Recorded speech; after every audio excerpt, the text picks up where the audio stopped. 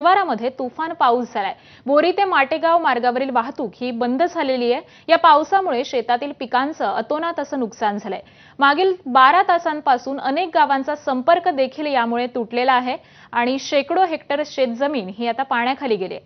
यात सगळ्याचा आढावा घेतलाय आमचे प्रतिनिधी माधव दिपके यांनी। पाहूयात। हिंगोली जिल्ह्यामध्ये आज सलग दुसऱ्या दिवशी ढगफुटी सदृश पाऊस झालेला आहे आणि त्या पावसामुळे वसमत तालुक्यातील जे ओढे, नद्या, नाले जे आहेत तुडुंब भरून वाहत आहेत।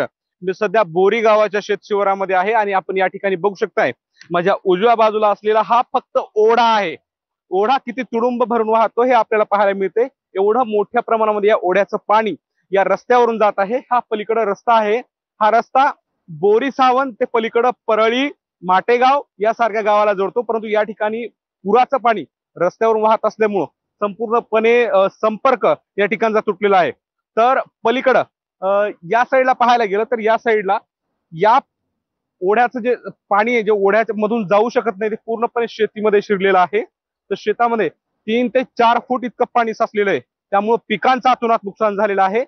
तर अनेक या भागामध्ये असे जे आखाडे इथे शेतामध्ये आखाडे असतात, ज्या ठिकाणी गुरांना बांधून ठेवलं जातं, शेती शेतातले जे साहित्य ते ठेवलं जातं, त्या ठिकाणी सुद्धा मोठ्या प्रमाणामध्ये या पुराचं पाणी शिरल्यामुळे शेतातील साहित्य सुद्धा अनेक ठिकाणी वाहून गेलेलं आहे। त्यामुळे शेतकरी पुरते हवालदिल झालेले आहेत।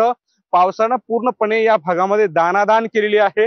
रात्रीपासून सुरू असलेल्या पावसानं आता उसंत घेतली असली तरी मात्र मोठ्या प्रमाणामध्ये पूर परिस्थिती निर्माण झालेली आहे आणि त्यामुळं शेतीचं प्रचंड नुकसान झाले। माधव दिपके, एबीपी माझा, बोरी सावंत, हिंगोली। बातमी आहे नागपूरमधून। नागपूर